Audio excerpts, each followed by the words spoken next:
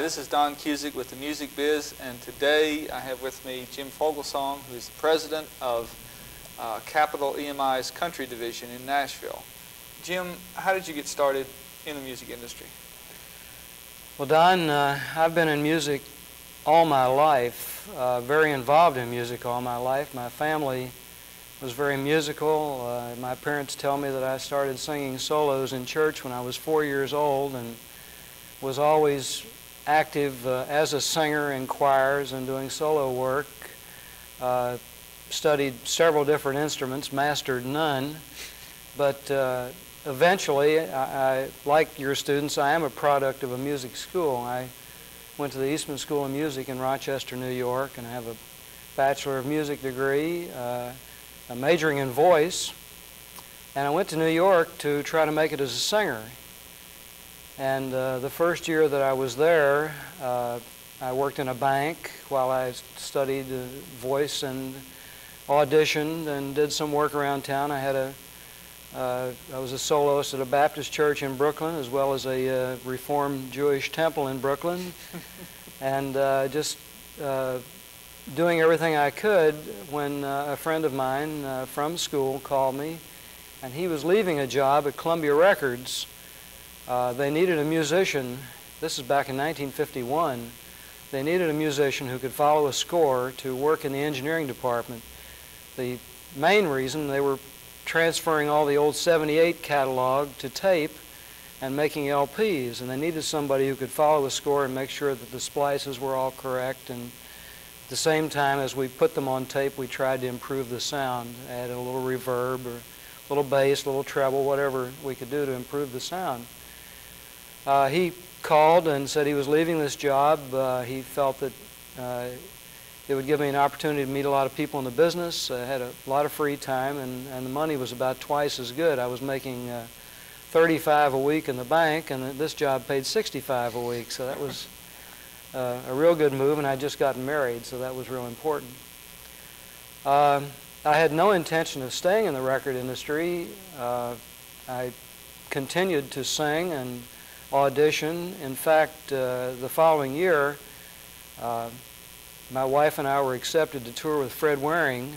You may be too young to remember Fred Waring, or your students may be, but Fred Waring was a real leader in choral music, particularly. He had a magnificent choir for many years and did a lot of touring. He did television and radio.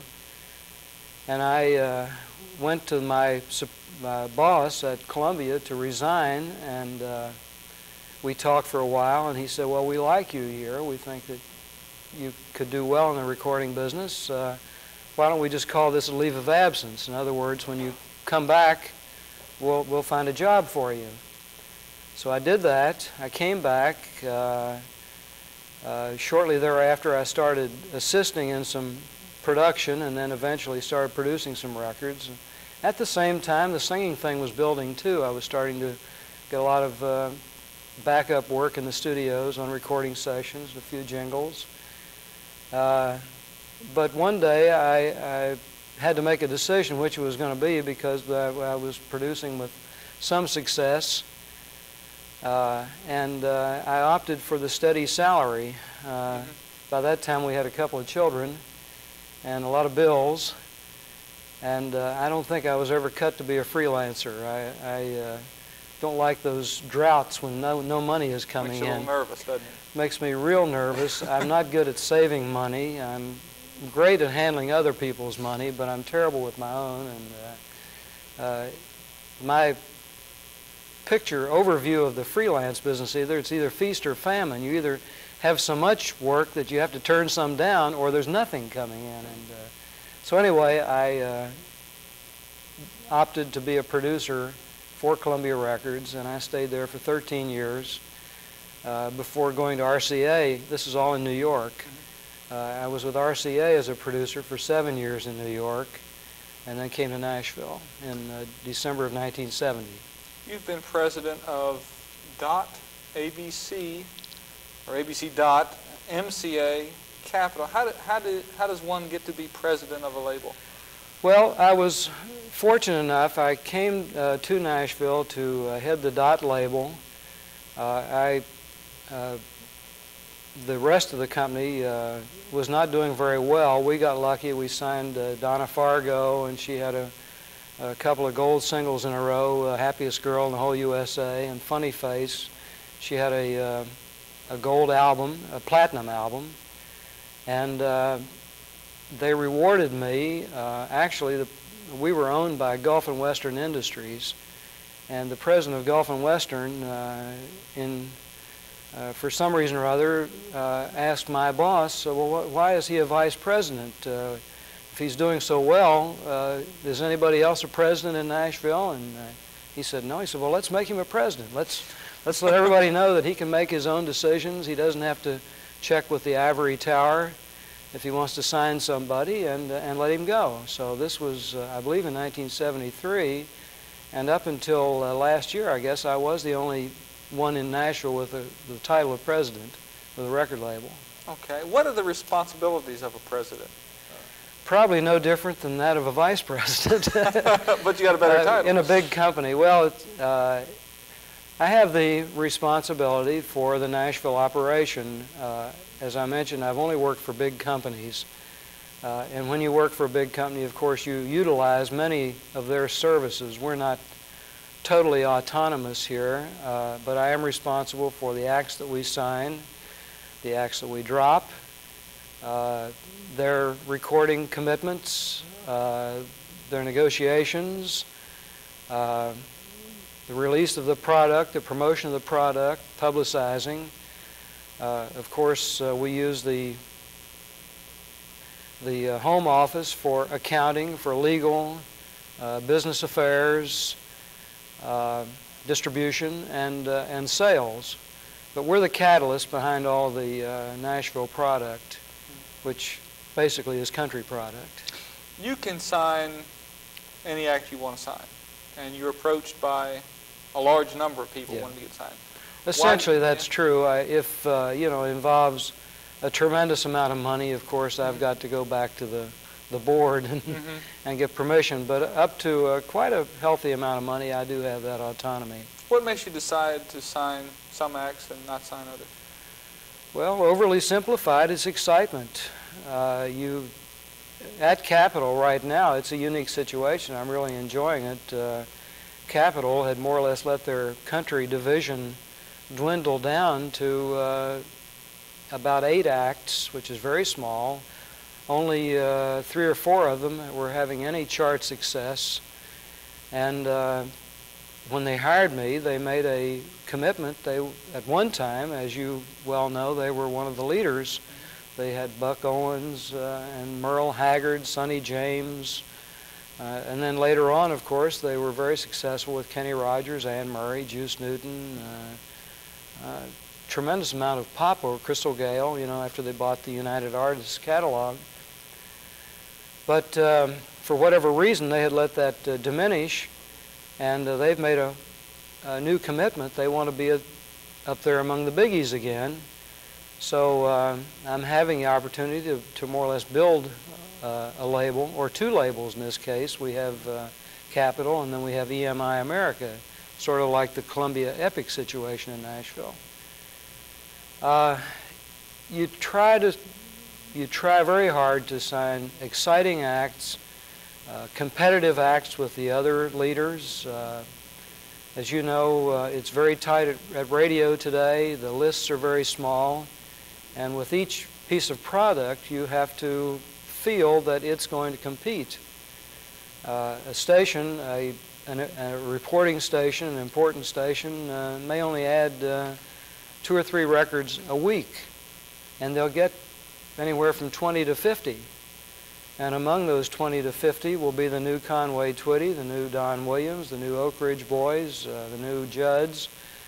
You know they're going to play those, so where does that place a new art? You know, it's really got to be a good record, and the company has to believe in the product. You try to sign that type of an act, and at the same time, you must feel really good about that act. You must feel that it's an act that wants to become a star or a superstar. They're open to suggestions and guidance as much as we can give them. Open to, if they don't have good management, to securing good management, good booking agencies, all the other things. You know, we're just one ingredient in a career. Do you make that decision alone, or is it a team effort? No, it's committee kind of effort, or?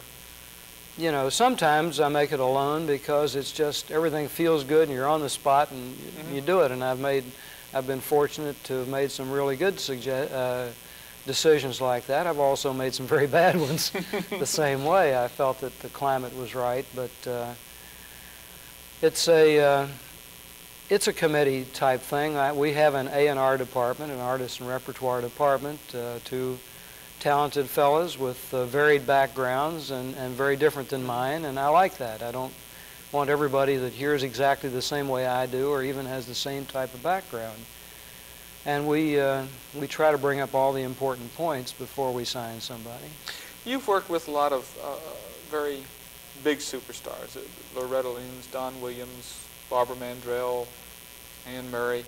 Are there any attributes, characteristics that are unique to the big stars that you've also worked with a lot of people that didn't make it, that the superstars have that the others don't? There is one very, to begin with, there are many things really, but I think the most important thing is the ones that make it have got a desire, a burning desire. They have it in different ways. Don Williams is a very laid-back guy, but Don Williams is a perfectionist. He wants the best. He wants the best songs, he wants the best sound, and he will make all the sacrifices, spend the money, whatever is necessary to get that. And that is very important. Don, you've been around Music Row about as long as I have, I think. You're not as old, but as I recall when I first came to town, I remember seeing you at some of the industry functions. We know several acts in town who have only had 1 or 2 hit records, but yet they've made an extremely good career out of 1 or 2 records. And we know other people that have had 10, 15 really big records and are still trying to get their act together because they don't have that real desire to spend their own money, for instance. A lot of acts feel that putting on a show is going out and performing their hit records. And just standing there, and as opposed to bringing in some real professional guidance to teach them a little about moving, about pacing a show, programming a show, lighting. Is it competitiveness? Is it the competitiveness these individuals feel? It is competitive. I call it a killer instinct. That's a little misleading because you say killer, that connotates something really bad, but I don't mean it that way. Barbara Mandrell is so motivated. She wants to be the best at everything she does. She drives herself harder than anyone I know. Now sometimes this can be bad. In Barbara's case, she not only wants to be the best performer, the best singer, the best entertainer, but she also wants to be the best wife, the best Christian. All these things are very important to her, and it's really hard to live up to, but this is the motivation. This is a tough, competitive business. We have so much talent in Nashville. We have people operating TV cameras. We have people working in Kane Sloan who are very talented people, you know, and they're waiting in the wings to get a break, to have a career. And the ones that somehow or other hang in there, most people make a lot of sacrifices. Their families make a lot of sacrifices to keep them going until they get that break, and if they've got the right people around them and all the other ingredients, it'll happen for them. And a lot of people, and it's, you know, just aren't able to do that, hang on that long.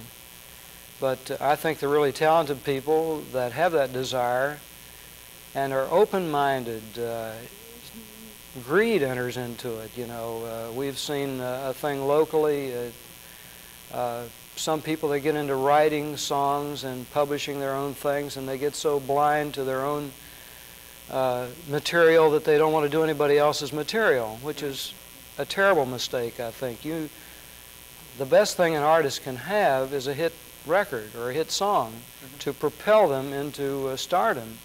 They have to take it from there. We cannot make a star. I know that that's one of the things we discussed before we went on the show.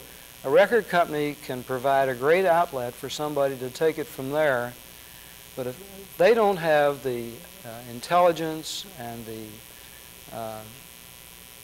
desire to be a star, we can't do it. There's nothing like a hit record to get their name around the universe, really, to publicize them, to get them a good price for performing. But if they elect to have a friend manage them who is not qualified to manage, or a friend book them because he'll do it cheaper than a real good booking agent, they don't want to invest some of their own money back into. Our business is a business like anybody else's in many ways. Every business has to pour money back into their business. And artists have to do that too. They, as things happen, they should continually try to improve their show. A lot of people have the image that a record company is a star-making machine. What is the role of a record company? Well, the record company really makes money when it sells records. That's the only time.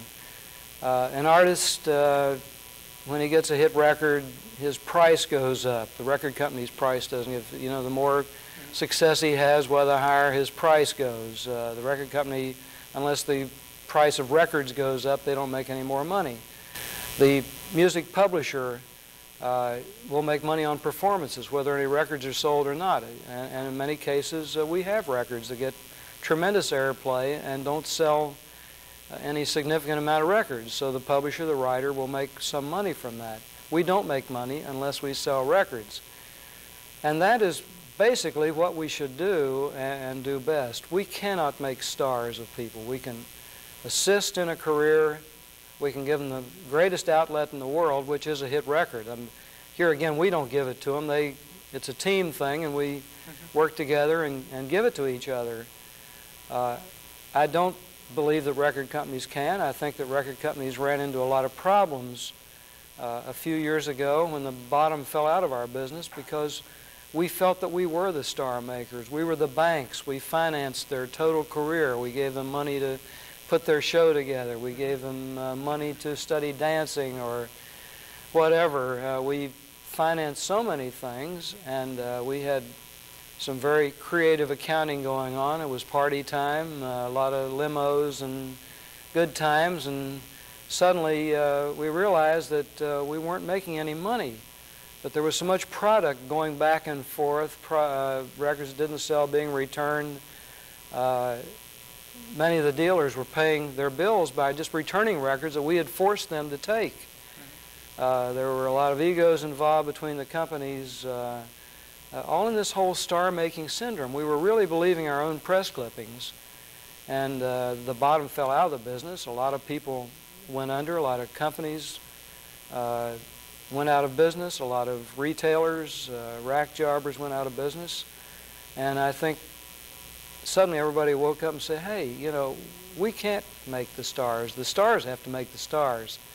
We can work with them, we can provide a great outlet, but there are a lot of other things. But within a record company, you still have publicity departments, promotion departments, creative services. Why, if...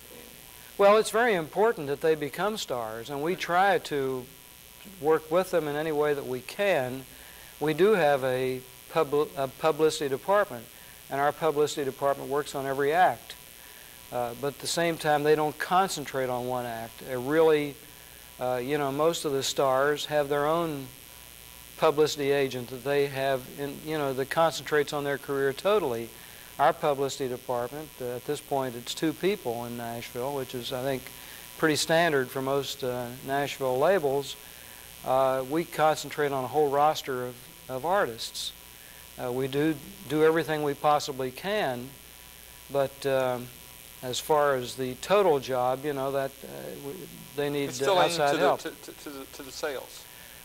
Primarily. It all interweaves, but we have to work together. But the artist, as I had mentioned earlier, has got to have that real desire to surround themselves with good management, good people totally, and at some point that also requires a good PR person. Let's go with the product flow. You signed an act, pre-production, before you send them in the studio. What are you going to do? Well, when we sign an act, I assume you're talking about a brand new act. New act. Okay, a new act. Well, the first thing we do is we're agreed on the type of product, what we're going for. Is it, pretty much hard, straight-ahead country type thing? Is it more of a contemporary country? One of the most important decisions, maybe the most important decision, is deciding on the producer, because there's probably no more intimate relationship than marriage than the relationship between a good producer and the artist. They spend a lot of time together, pre-production, picking songs, kicking around ideas, listening to product before they go into a studio. Then, of course, there's a question of budgeting. A producer submits a budget, and unless it's totally out of line, why, we invariably approve it, and then they go to work. Do you have much say-so over individual songs, or well, musical direction? We have a lot of input. We have an A&R department that spends 90% of its time listening to songs and working with publishers. We want to make sure that any one of our acts that goes into the studio has the opportunity to hear every song possible. A lot of the producers, particularly the real busy ones, don't have the time to thoroughly scour the woods for good songs. We provide that. I don't think we have yet ever said you will record this song, but we will. Anytime we hear a song that we think is good for one of our artists, we contact the artist and the producer. So we think this is an outstanding song. It really deserves serious consideration. And several of the songs that are being recorded are now ones that our A&R department have come up with. Being a producer myself by background, when you're in the studio so much, even when you go home and you listen to tapes, you're very often tired, or you take 150 tapes home for the weekend to try to cull for songs. Well, you get deaf. You get so saturated.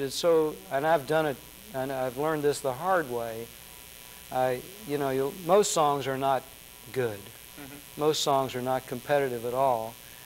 And you'll be listening to a bunch of, mediocre songs, and suddenly you hear something that is halfway decent. Wow! You get all excited, scream the artist, and the next day you listen to it and say, what in the world was that? But by comparison, it was so good.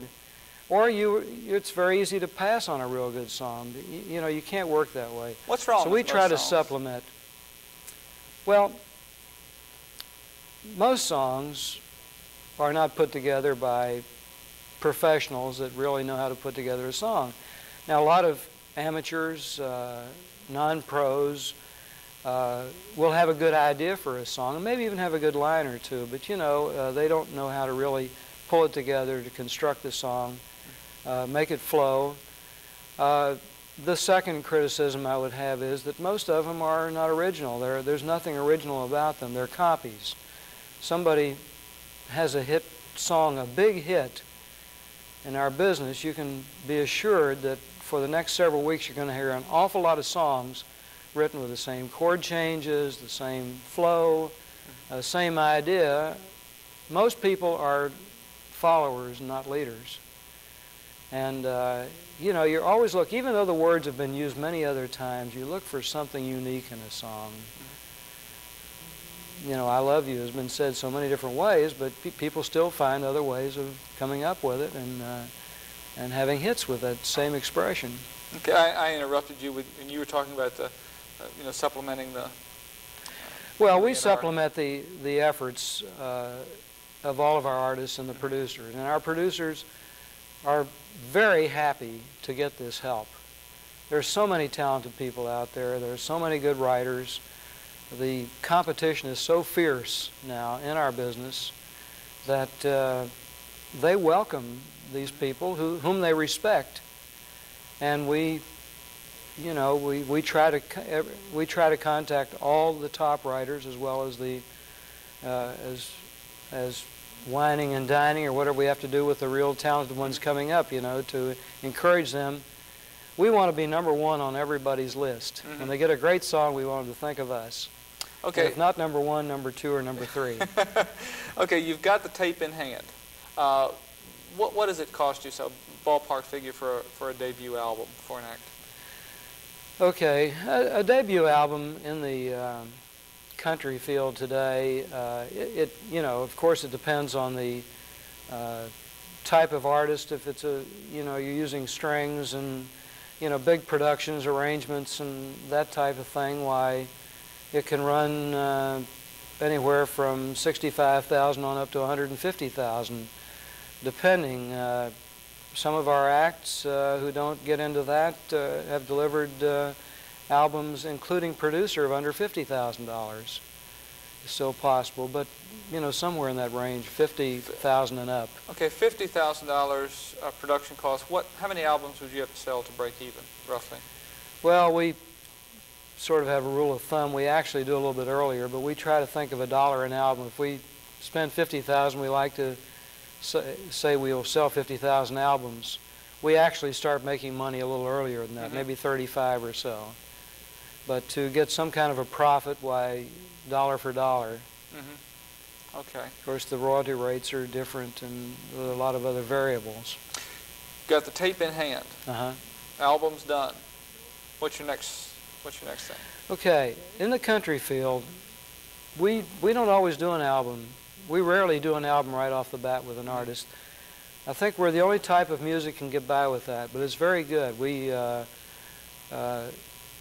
without exception, our new acts, the initial deal is a singles deal. You have to create a need for an album in the country field.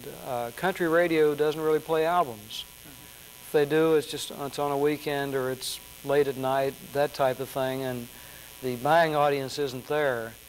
So we need hit singles, and we need sometimes one if it's a really good hit, or we need a string of 2 or 3 or 4 before there really is a need for albums. So is that why people buy albums? Because there's a hit single?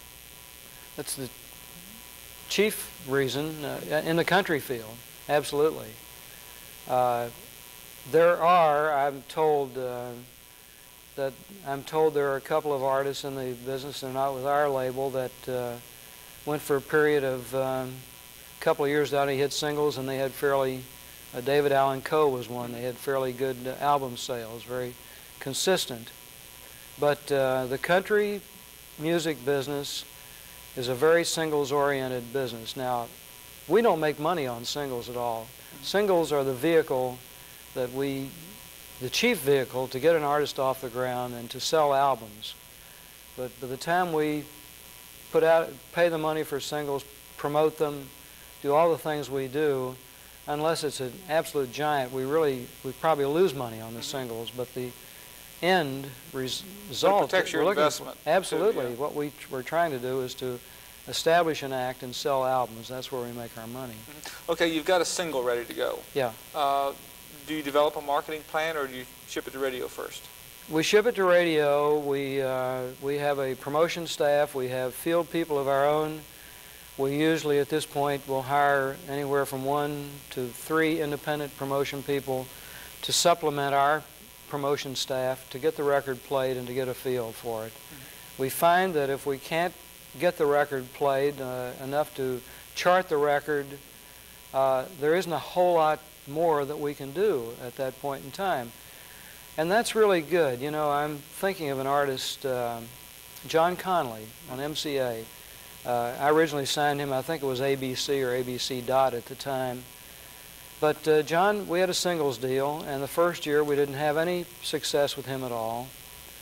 But, and the option came up to decide whether to continue or not. There wasn't a big commitment for the first option, so we did feel that John was a unique talent, and even though we had absolutely no success with him, we picked up that option. Now, if we had a big financial commitment behind that option, we probably would have passed on it. But the fact that we were moving along slowly and I guess conservatively, we picked up the option. And the second year, he still didn't have any hits. I mean, just didn't sell 10 records. But we liked John. We felt that his talent was improving both as a writer and as a singer. So we made the same decision and picked up the second option. Well, then in that third year, he wrote Rose-Colored Glasses, which was an absolute giant. And then he's had a continual string of top 10 singles and sold a lot of albums, and we made a lot of money with John. But that's one thing we can do in country that I don't think, even in black music anymore, that they can do. We can kind of nurture them along. We can hold the expenses down until the right piece of product comes along. And we definitely do that at our place. Okay, you've got a hit single. It's time to put out an album. You've got the album together. Yeah. Do you formulate a marketing plan? Absolutely. Okay, now what would that include?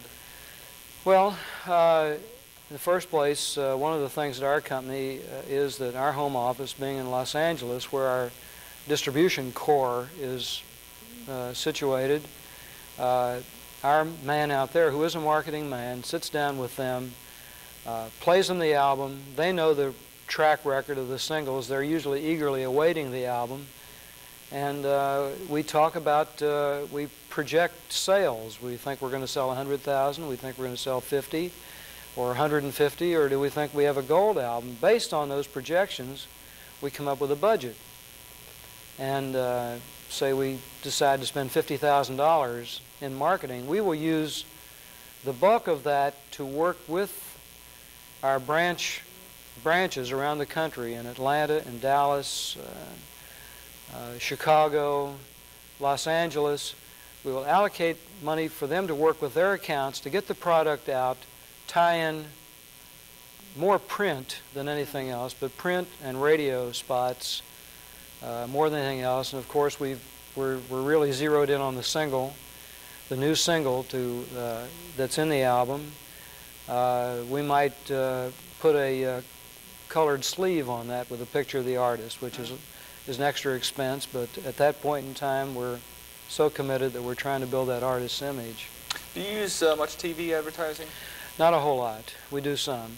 What's your percentage breakdown, roughly, of print to radio on a project like this? Well, more print than anything else.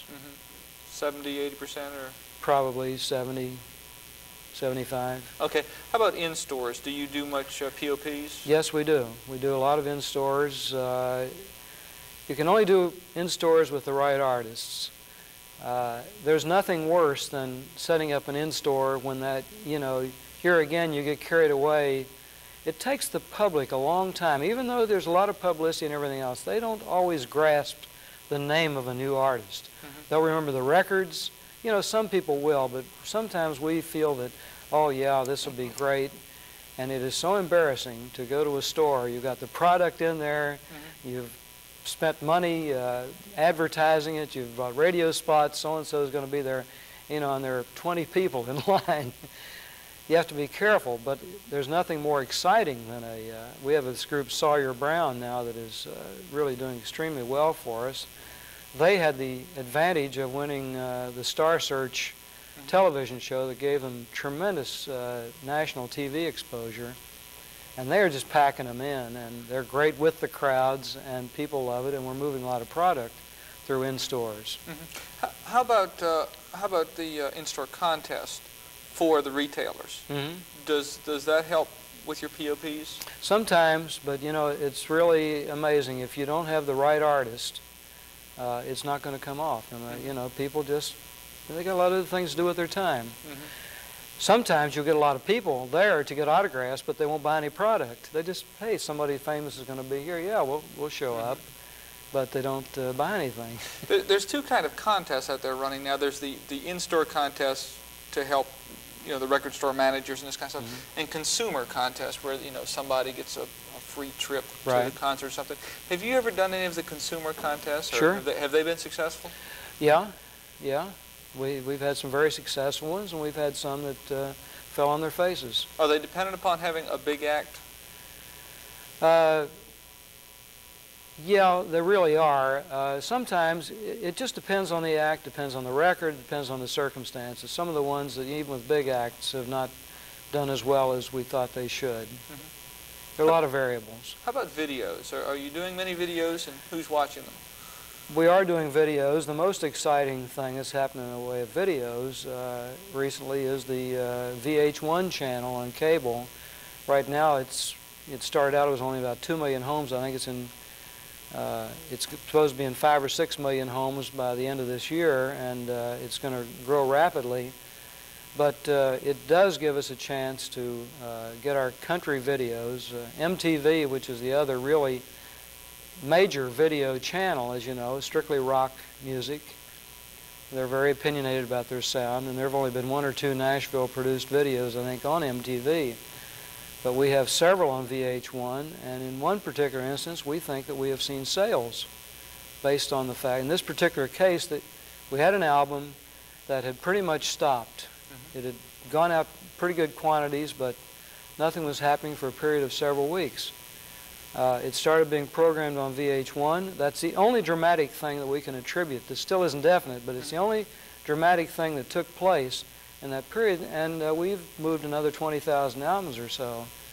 And it was a great video. It was an excellent video, and we were very frustrated that that video hadn't really meant anything in the way of sales.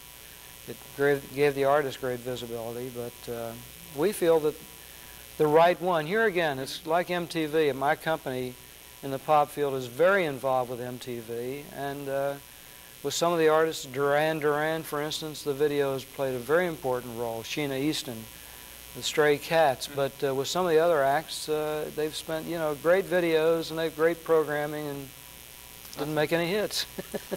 With the advent of videos, is touring still important? Oh, yes. Oh, yeah. Touring is very important. Country music. A lot of country acts are, when I've talked to beginning acts, they're playing a lot of honky-tonks. They're playing a lot of, here one day and go someplace else the next. How can that be important? Well, they're getting out there in the first place. I think one of the real things is they're developing their talent. You can only become a good performer by performing. You can't read books and all that. The more experience playing the dives, as well as the great auditoriums, are great learning experiences.